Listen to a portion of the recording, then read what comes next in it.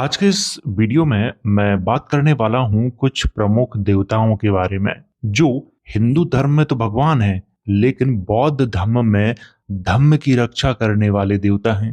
उन्हें बुद्ध के धम्म का रक्षक माना जाता है। आज तक आप लोगों ने महेश्वर, इंद्र, ब्रह्मा, सूर्य, चंद्र, सगर, लक्ष्मी, सरस्वती, कुबेर, स्कंद, यमराज आदि की कहानियां सुनी होंगी, लेकिन बौद्ध धर्म की महायान शाखा में इन देवताओं का क्या महत्व है तथा क्या इतिहास है, वो मैं इस वीडियो के अंदर आपको विस्तार से बताने वाला हूं। तो आइए वीडियो की शुरुआत करते हैं।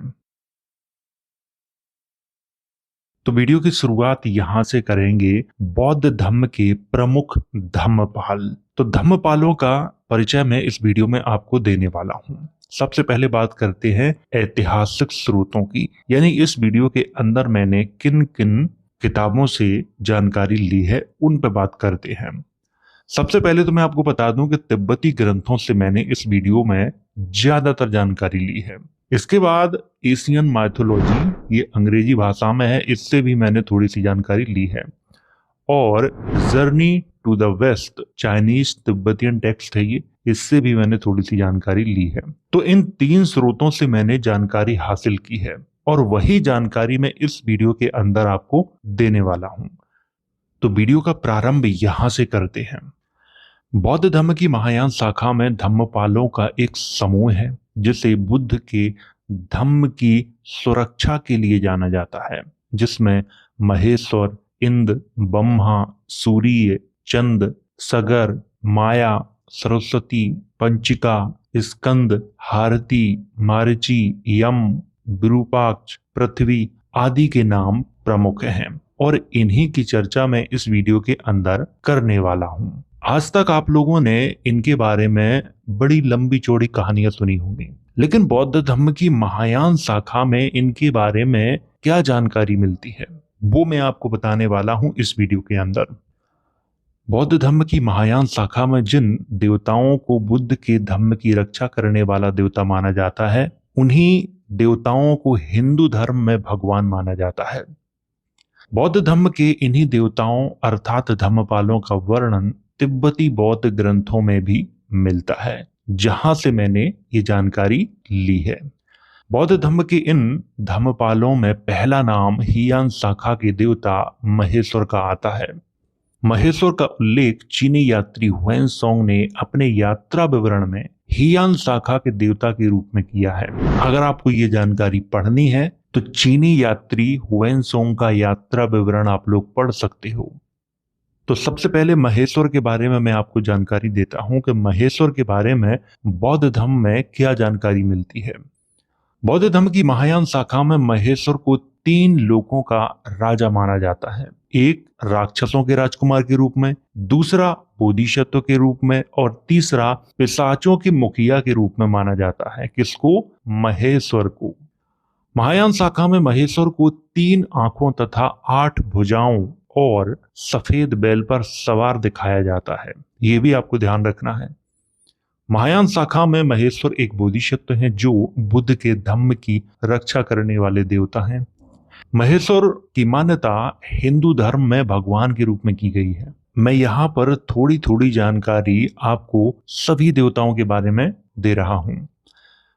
ब्रह्मा या ब्रह्मा, इनकी भी बौद्ध धर्म में चर्चा की गई है, तो थोड़ा सा इतिहास में आपको इनका भी बता देता हूं। बौद्ध धर्म में ब्रह्मा को धम्म का रक्षक तथा स्वर्ग का राजा माना जाता है।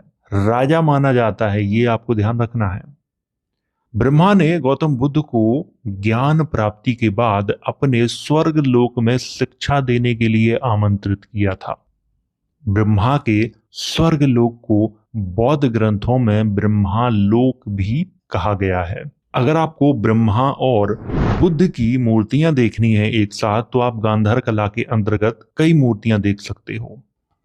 बौद्ध धर्म में ब्रह्मा को 4 भुजाओं और 4 मुखों वाले देवता के रूप में दिखाया जाता है, जो सामने आप मूर्ति में देख सकते हो। बौद्ध धर्म के दीघ निकाय ग्रंथ में ब्रह्मा को एक ऐसे देवता के रूप में वर्णित किया गया है जो ऊपरी स्वर्ग का राजा है। इसे आपको ध्यान रखना है। अब थोड़ी सी बात कर लेते हैं सकरा के बारे में। सकरा यानी इंद्र के बारे में। बौद्ध धर्म में इंद्र को सकरा के नाम से संबोधित किया गया है या शक्र के नाम से संबोधित किया गया है। बौद्ध धर्म में सकरा को एक बहुत ही शक्तिशाली राजा माना गया है। सकरा को मेरु पर्वत के शीर्ष पर स्थित ताओतिंसा स्वर्ग का राजा माना जाता है। यहाँ पे एक शब्द है ताओतिंसा। इसका क्या अर्थ है? इसका अर्थ है 33 संख्याओं से। ये आपको ध्यान रखना है। तिब्बती ग्रंथों में यही शब्द लिखा हुआ है, इसीलिए मैंने ये यहाँ पे लिखा है। ताओतिंसा अर्थात 33 बौद्ध देवताओं का एक समूह है जो मेरु पर्वत के शीर्ष पर रहता है। इन्हीं 33 देवताओं का राजा सकरा को माना जाता है, यानी इंद्र को माना जाता है। बौद्ध धर्म के सकरा को ही हिंदू धर्म में भगवान इंद्र कहा जाता है। महायान शाखा के साहित्य में ताओतिंसा स्वर्ग के 33 स्तरों का वर्णन सधर्म मृत्युप स्थान सूत्र नामक ग्रंथ में किया गया है। यहाँ पर मैंने ग्रंथ का नाम भी लिखा हुआ है ताकि आप लोग खुद भी पढ़ सकें। यहाँ पे क्या कहा गया है? मेरु पर्वत पर जो ताओतिंसा नाम का स्वर्ग है उसके 33 स्तर हैं और उन 33 स्तरों का वर्णन कहाँ पे किया गया है? सधर्म मृत्यु पे स्थान सूत्र नामक ग्रंथ में किया गया है। उन 33 स्तरों के नाम मैं आपको अभी दिखाता हूं। Number 1 Sudharma, number 2 Thungon, number 3 शिखर, नंबर 4 सुदर्शन, नंबर 5 रस्था, नंबर 6 कोरा, नंबर 7 चैत्रथ, नंबर 8 नंदन, नंबर 9 वेभाज, नंबर 10 परियातक, नंबर 11 अमित सत, नंबर 12 कुजराता, नंबर 13 मणिगब्भा, नंबर 14 आवरतकारा, नंबर 15 तपनिया गह, नंबर 16 मलच्या, नंबर 17 निम्नोटाचारणी, नंबर 18 नाना भक्त विचित्र, नंबर 19 जोगबाहा, नंबर 20 सूक्ष्माचार, नंबर 21 सहष्ट गीत, नंबर 22 तेजोमालिन, नंबर 23 चंदयणकारा, नंबर 24 यमनशाला, नंबर 25 निमेसो, नंबर 26 पवलेच्छा, नंबर 27 मनीसिरा, नंबर 28 निकाय सभागिनी, नंबर 29 मंडला, नंबर 30 उत्कर्षचारिणी, नंबर 31 तेजोमुख, नंबर 32 तेजो जालिनी, नंबर 33 पकीणक। तो इन 33 ताओतिंसा स्वर्ग के स्तरों के नाम मिलते हैं। इन 33 के अलग अलग राजा थे। ये जो 33 स्वर्ग यहाँ पे लिखे हैं इनके अलग अलग राजा थे और इन सभी राजाओं का राजा कौन था? सकरा यानी इंद्र। सकरा के बारे में बौद्ध धर्म में जो जो महत्वपूर्ण जानकारी थी वो मैंने यहाँ पे लिखी हुई है। सकरा को राजा माना जाता है। उसकी रानी का नाम सुजा लिखा हुआ है। पुत्र का नाम सुबीरा और सुसीमा लिखा हुआ है। पुत्रियां आशा, श्रद्धा, श्री, हिरी, ये पुत्रियां लिखी हुई हैं किसकी? सकरा की। ताओतिंसा स्वर्ग के अन्य देवताओं के नाम मैं आपको यहाँ पे दिखाता हूँ। विश्वकर्मा, प्रजापति, वरुण, ईशान, मतिली, पंचसिक, एरावत और परिलेका आदि। इनमें से अधिकतर देवताओं के नाम आपने सुने होंगे। परिलेका एक हाथी था जिसने बुद्ध की सेवा करके स्वर्ग में पुनर्जन्म प्राप्त किया था। ये भी आपको ध्यान रखना है। तो ये तो थी सकरा के बारे में जानकारी, यानी इंद्र के बारे में जानकारी, और जो जो महत्वपूर्ण तथ्य थे वो मैंने आपको यहाँ पे बताए हैं। अब थोड़ी सी बात कर लेते हैं माया के बारे में, यानी लक्ष्मी के बारे में। माया जिन्हें महामाया के नाम से भी जाना जाता है, जो भगवान बुद्ध की माता थी। माया देवी को बौद्ध धर्म में धन की देवी तथा शुभ की देवी माना जाता है। सांची स्तूप पर आज भी माया देवी की कई आकृतियां देखी जा सकती हैं जो कई अलग अलग रूपों में मौजूद हैं। एक तो आप सामने ही देख सकते हो। बौद्ध धर्म में माया देवी का वर्णन गोल्डन लाइट सूत्र या सुवर्ण प्रभाषा सूत्र ग्रंथ में किया गया है, जहां से इनके बारे में कई महत्वपूर्ण तथ्यों की जानकारी मिलती है। तो यहाँ पे मैंने नाम भी लिखा हुआ है ताकि आप पढ़ सकें कि इनकी जानकारी कहाँ मिलती है। सुवर्ण प्रभाषा सूत्र नामक ग्रंथ है उसमें मिलती है। अब बात करते हैं सरस्वती के बारे में। बौद्ध धर्म में सरस्वती का क्या महत्व है। सरस्वती को बौद्ध धर्म में अद्भुत ध्वनियों की देवी माना जाता है। सरस्वती का वर्णन गोल्डन लाइट सूत्र या सुवर्ण प्रभाषा सूत्र ग्रंथ में किया गया है। उसी ग्रंथ में माया का किया गया है और उसी ग्रंथ में सरस्वती का किया गया है। सुवर्ण प्रभाषा सूत्र एक महायान शाखा का ग्रंथ है। बौद्ध धर्म में देवी सरस्वती के 2 हाथ दिखाए जाते हैं, परंतु कभी कभी 4, 6 और 8 हाथ भी दिखाए जाते हैं जो उनके गुणों को दर्शाते हैं। ये बात आपको ध्यान रखनी है। अब बात करते हैं धतराठ के बारे में। अब आप लोग सोच रहे होंगे कि ये कौन है। धतराठ को धृतराष्ट्र के नाम से भी जाना जाता है और अब आप लोग समझ गए होंगे क्योंकि ये नाम आपने सुना है, धृतराष्ट्र। बौद्ध धर्म में धतराष्ट्र को एक राजा के रूप में दिखाया जाता है जो एक दूसरे देश पे जाके कब्जा कर लेता है। ऐसे राजा के रूप में दिखाया गया है। बौद्ध धर्म में धतराष्ट्र को कभी कभी पीपा यानी एक बाध यंत्र के साथ भी दिखाया जाता है। धतराष्ट्र को राजा अशोक के बाद आए नागवंशियों के महापुरुष के रूप में भी जाना जाता है। ये बहुत ही महत्वपूर्ण पॉइंट है। अशोक के बाद जो नागवंशी आए हमारे देश में या जिन्होंने अपने आप को नागवंशी कहा है, उनके महापुरुष के रूप में जाना जाता है धृतराष्ट्र को। धेतरवाल गोत्र के जो जाट हैं वो धतराष्ट्र के ही वंशज हैं या धृतराष्ट्र के ही वंशज हैं। ये और भी महत्वपूर्ण पॉइंट है, इसको आपको विशेष तौर पर ध्यान रखना है। और जिन जाटों का गोत्र धेतरवाल है उनके लिए ये जानकारी और भी महत्वपूर्ण है। अब बात करते हैं विरूपाक्ष के बारे में। और विरूपाक्ष के बारे में बताने से पहले मैं एक बात आपको पहले ही बता देता हूं कि विरूपाक्ष नाम के 2 व्यक्ति हैं। यहां पर मैं जिस व्यक्ति की चर्चा कर रहा हूं ये एक राजा है और एक विरूपाक्ष थे जो 84 महासिद्धों में गिने जाते थे, वो अलग विरूपाक्ष हैं। ये बात मैं आपको पहले ही बता रहा हूं। विरूपाक्ष को बौद्ध धर्म में 4 स्वर्गीय राजाओं वैश्रवण, विरूधक, धृतराष्ट्र और विरूपाक्ष में से एक माना जाता है जो पश्चिम दिशा की रक्षा करने वाले राजा माने जाते हैं। यहाँ एक राजा की बात की गई है और जो 84 महासिद्धों में विरूपाक्ष का नाम आता है वो अलग है। बौद्ध धर्म में विरूपाक्ष को एक लाल रंग के नाग के साथ भी दिखाया जाता है, यानी लाल रंग का जो सांप है उसके साथ भी दिखाया जाता है। विरूपाक्ष को बौद्ध धर्म में नीले रंग के स्वर्गीय राजा के रूप में भी दिखाया जाता है, यानी इनका जो रंग था वो नीला था। अब बात करते हैं सूर्य के बारे में। सूर्य यानी सूर्य देव के बारे में। बौद्ध धर्म में सूर्य को एक राजा के रूप में वर्णित किया गया है, जबकि हिंदू धर्म में एक देवता के रूप में वर्णित किया गया है। ये बहुत ही महत्वपूर्ण पॉइंट है। जो बौद्ध धर्म में एक राजा है वही हिंदू धर्म में एक देवता है। बौद्ध धर्म में राजा सूर्य के हाथों में कमल का फूल तथा 2 महिलाओं के साथ 8 घोड़ों वाले रथ पर बैठे दिखाया जाता है। फोटो में आप देख सकते हो। बौद्ध धर्म में राजा सूर्य को कभी कभी अपने हाथों में सूर्य को पकड़े हुए भी दिखाया जाता है।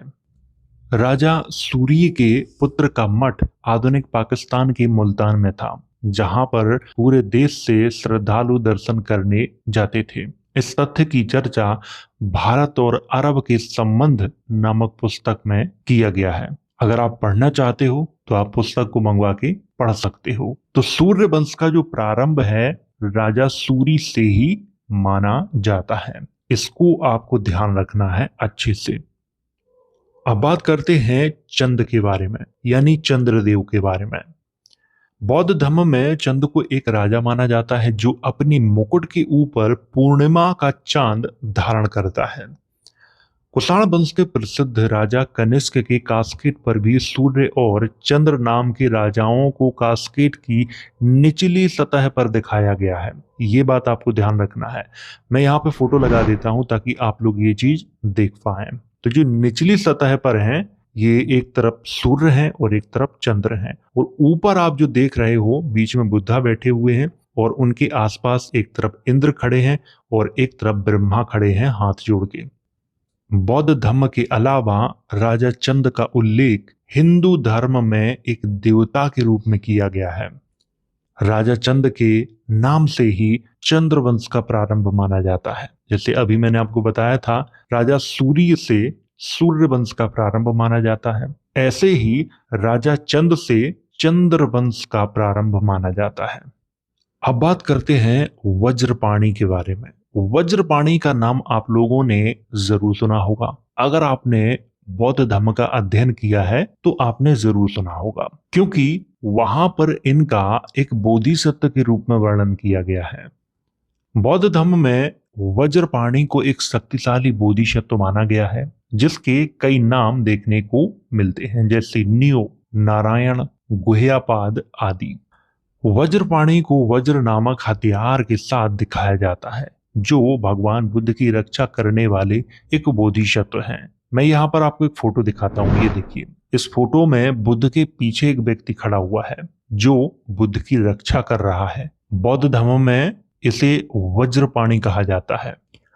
तिब्बती बौद्ध परंपरा में जो गुह्यापाद हैं और नारायण देव हैं, उनको बोधिसत्व जो वज्रपाणी हैं उनका रूप माना जाता है।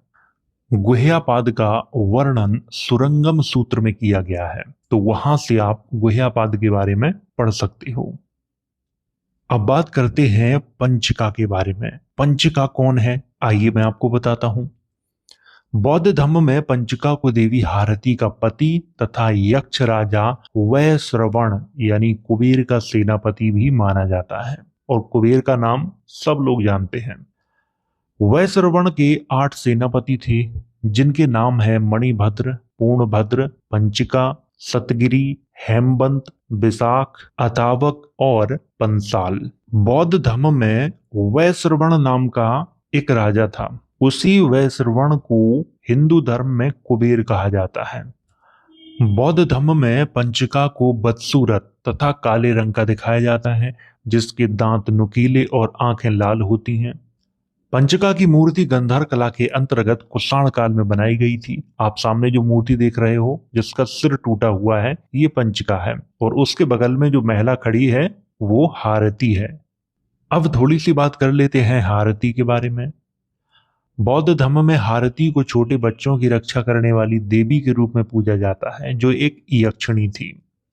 प्रारंभ में हारती एक यक्षिणी थी जो छोटे बच्चों का अपहरण करके उन्हें मार के खा जाती थी, परंतु भगवान बुद्ध ने उसका हृदय को परिवर्तित किया था और उसे जगदम्बा की उपाधि प्रदान की थी। तभी से वह बौद्ध धर्म में एक देवी के रूप में पूजे जाने लगी थी। इसके बारे में मैंने विस्तार से बताया है आपको। हारती की पूजा आज भी पाकिस्तान के पेशावर क्षेत्र में बीबी साहिबा के नाम से की जाती है। अब थोड़ी सी बात कर लेते हैं स्कंद के बारे में, और स्कंद का नाम आप लोगों ने जरूर सुना होगा। बौद्ध धर्म में स्कंद को एक बोधिसत्व के रूप में जाना जाता है, जो बौद्ध मठों तथा उनकी शिक्षा की रक्षा करता है। बोधिसत्व स्कंद का वर्णन कुषाण कालीन सिक्कों में महासेना के नाम से किया गया है, जिसकी कई मूर्तियां गंधार कला के अंतर्गत आज भी देखने को मिलती हैं। कुषाण काल में जिसे महासेना कहा जाता था वही स्कंद है, वही कार्तिकेय है, ये आपको ध्यान रखना है। बोधिसत्व स्कंद को यक्षों का सेनापति माना जाता है, जो आधुनिक हरियाणा के रोहतक नगर में रहता था। आधुनिक जो रोहतक है वहां पे रहता था। स्कंद को हिंदू धर्म में कार्तिकेय के नाम से वर्णित किया गया है। जो कार्तिकेय हैं वही स्कंद हैं, जो स्कंद हैं वही महासेना है। अब इन्हें महासेना क्यों कहा गया? क्योंकि ये यक्षों के सेनापति थे, इसीलिए इनको महासेना कहा गया है। अब थोड़ी सी बात करते हैं वसुधारा के बारे में। बौद्ध धर्म में वसुधारा को गोल्डन तारा, पृथ्वी देवी, भूमि की देवी के नामों से जाना जाता है। देवी वसुधारा की पूजा नेपाल में भी की जाती है। बौद्ध धर्म में वसुधारा को कभी कभी खजाने, उर्वरता, समृद्धि की एक नेवार देवी के रूप में भी पूजा जाता है, ये भी आपको ध्यान रखना है। देवी वसुधारा धन के देवता जम्भाला की पत्नी थी, जो वैश्रवण का ही एक अन्य नाम है। देवी वसुधारा की मान्यता भारत, नेपाल, तिब्बत और म्यांमार में है। तो ये तो थी थोड़ी सी जानकारी वसुधारा के बारे में। अब बात करते हैं मारीची के बारे में। मारीची कौन थी? मारीची को बौद्ध धर्म में महेश्वर की पत्नी के रूप में जाना जाता है, जिनकी 8 भुजाएं हैं। प्रत्येक भुजा में अलग अलग हथियार दिखाए जाते हैं। बौद्ध धर्म में मारीची को यक्षों की रानी के रूप में भी जाना जाता है, जो कभी कभी युद्ध का नेतृत्व भी करती थी। जब वह युद्ध का नेतृत्व करती थी तब उसे क्या कहा जाता था? दुर्गा। ये आपको ध्यान रखना है। बौद्ध धर्म में मारीची को युद्ध के प्रकोप से बचाने वाली देवी के रूप में भी पूजा जाता है। तो मारीची के बारे में जो प्रमुख तथ्य थे वो मैंने आप सबके सामने यहाँ पे रखे हुए हैं। सामने फोटो है, आप वो भी देख सकते हो। अब बात करते हैं सगर के बारे में। सगर का नाम भी आप लोगों ने जरूर सुना होगा। बौद्ध धर्म में राजा सगर को 8 नाग राजाओं नंद, उपनंद, सगर, वासुकी, तक्षक आदि में से एक माना जाता है। राजा सगर का उल्लेख औतंसक सूत्र और लोटस सूत्र में किया गया है, तो आप इन ग्रंथों में सगर के बारे में पढ़ सकते हैं। राजा सगर का उल्लेख बौद्ध धर्म के अलावा हिंदू धर्म में भी देखने को मिलता है। राजा सगर को बोधिसत्व अवलोकितेश्वर के 28 संरक्षकों में गिना जाता है। अवलोकितेश्वर के बारे में तो आप लोग अच्छे से जानते हो। बौद्ध धर्म में राजा सगर को बाएं हाथ में सर्प तथा दाएं हाथ में तलवार पकड़े हुए और मुकुट पर 5 फन वाले सर्प के साथ दिखाया जाता है। आप लोगों ने 5 फन वाले जो सर्प हैं, सांप जिन्हें कहा जाता है, वो तो देखे होंगे। तो वो किसके मुकुट पे दिखाए जाते हैं? राजा सगर के मुकुट पे दिखाए जाते हैं। अब बात करते हैं जम या यम के बारे में। बौद्ध धर्म में राजा जम को यमलोक का राजा, नरक का राजा तथा क्रोधी देवता के रूप में भी जाना जाता है, जिससे मृतकों का न्यायकर्ता भी कहते हैं। बौद्ध धर्म में राजा यम को लाल चेहरा, उभरी हुई आंखें, मुकुट पहने हुए तथा भैंसा की सवारी के साथ चित्रित किया जाता है। यमराज का नाम आप लोगों ने सुना होगा, तो यहाँ पे यमराज की ही चर्चा हो रही है। और बौद्ध धर्म में इनका जो चेहरा है वो लाल दिखाया जाता है, आंखें उभरी हुई दिखाई जाती हैं, मुकुट पहने हुए दिखाया जाता है और भैंसा की सवारी के साथ इनको दिखाया जाता है। बौद्ध धर्म में यमराज को मृत्यु और पुनर्जन्म के चक्र का स्वामी भी माना जाता है। मृत्यु और पुनर्जन्म का स्वामी। यम का थोड़ा सा वर्णन मध्यम निकाय ग्रंथ में किया गया है। मध्यम निकाय का नाम आप लोगों ने सुना होगा।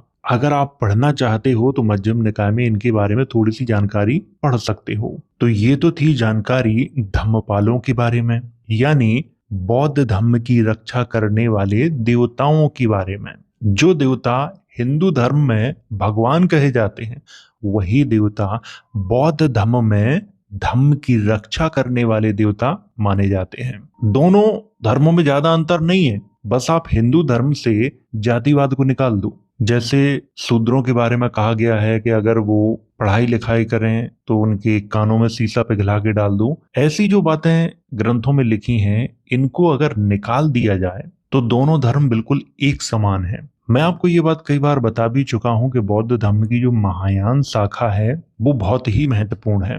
अगर आप उसका इतिहास पढ़ोगे तो हिंदू धर्म का जो सारा इतिहास है वो आपको समझ में आ जाएगा। तो उम्मीद है जानकारी आपको समझ में आई होगी।